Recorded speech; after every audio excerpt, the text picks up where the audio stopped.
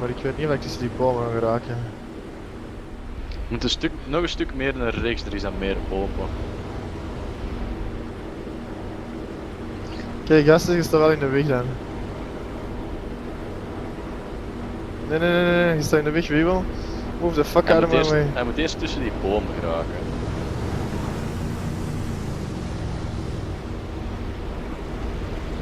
Holy shit. There he goes. Doesn't have enough power, Captain.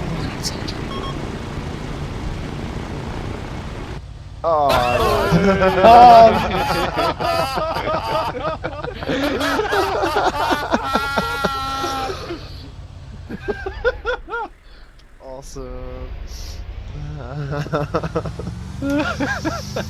Pickups, please. We hadden beter eerst die bomen omgehaakt. Ja. Is zijn lichaam daar?